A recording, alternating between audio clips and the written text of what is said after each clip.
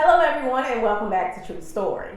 So if you're new here, thanks so much for clicking on this video. Make sure that you are subscribed so you do stay up to date. Tru Story airs every Wednesday at 10 a.m. Eastern Time.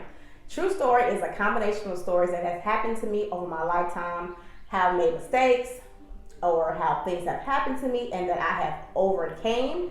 And I'm giving you the tea on how you can watch out for these things in your own personal life and those around you, and how you can become better as well. Even if you come across something like this similar, I'm just giving you the tea on how to be better, like I'm doing today.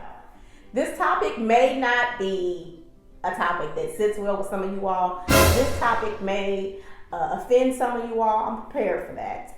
This topic may be controversial. It's okay. I'm telling you a real life story that has happened to me, how I felt, how I overcame, and how I'm continuing to thrive past this. So if you're here, I'm pretty sure you read the title and that's why you're here. It's about when I thought welfare was cool. When I thought it was cool.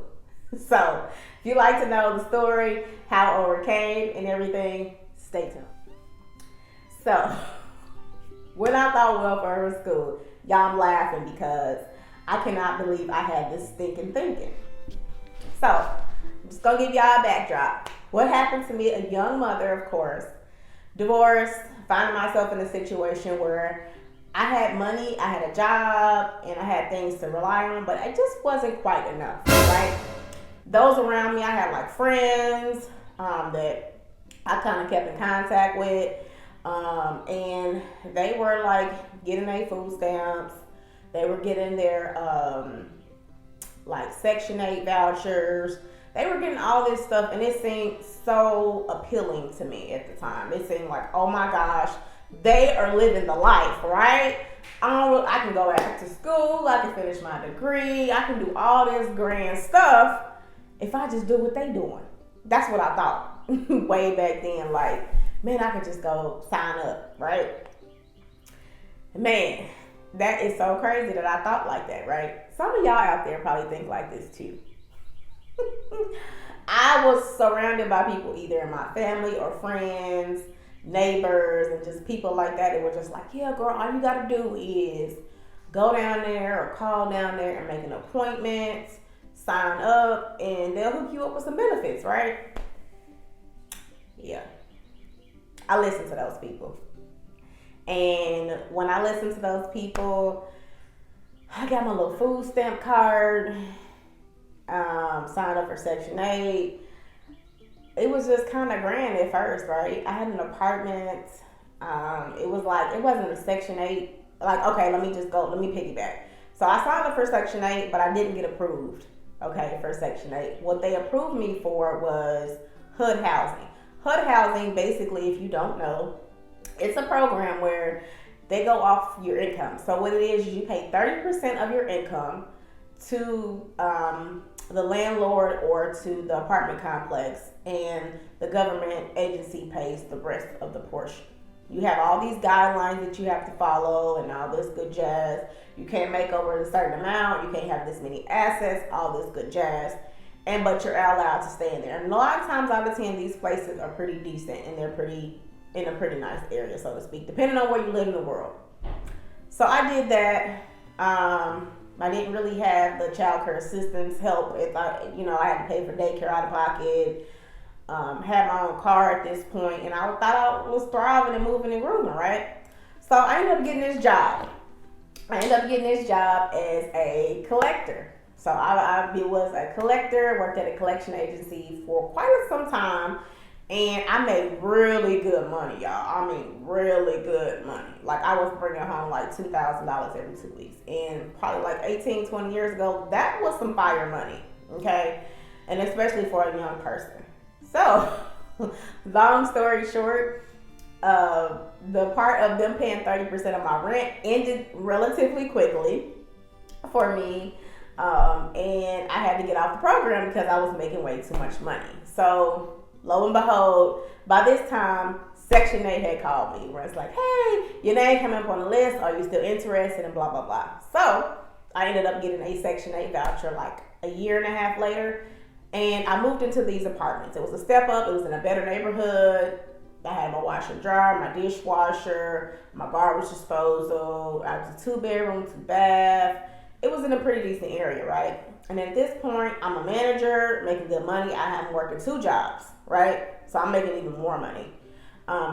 Section 8 kind of works a little bit differently. You can make a lot of money, but your rent still may be just as high. So if your rent is like $800 and you capping out at almost, and what helped me is I had children. So the cap out threshold at the time, I was like maybe like $100 to $2 short than me capping out, not even making the list for Section 8. So that was a situation. I was on Section 8 law, y'all, for a whole whopping 37 days. I will never forget being on Section 8 for 37 days. That is embedded in my mind.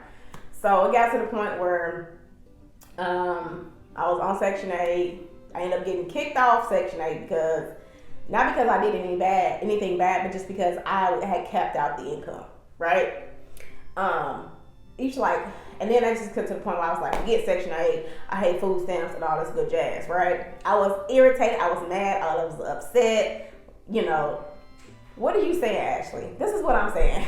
I'm saying I thought it was cool because those around me, those in my close proximity made it so appealing, but I had to eventually know for myself that in order for me to thrive, in order for me to reach the goals that I wanted to reach, it had to do with my surroundings. Not saying that it wasn't a good program to be on, not saying that it's not, good in a sense if you need help of getting on your feet. But if you're around those people and that's all they've ever used in their entire life, and they've always done certain things to stay within that threshold, not to they're not trying to reach their full potential in life, that's when it becomes not cool. So, and I found that out really early on in the game. I utilized these tools for a moment as a stepping stone. I did not use them for a stumbling block. And what I mean is this: it's okay to be on welfare if you have to have this source, or rely on this source for a period of time. But when it becomes bad is when your mind is embedded that I don't deserve more, that this is all I can do, right? I can't reach my full potential. You don't do any research to find out what things you can do while you're on the benefit to become better for the future. That's when it becomes not cool, right? So, long story short, you guys, I had to find out the hard way. Once you surround yourself with people that are thriving, and they could be people that are on these benefits, but they're around you and y'all have a plan, or they have a plan to come up with, so how do I get off of this situation? How do I get off this system that's systematically set up for me to fail? How do I get off of it?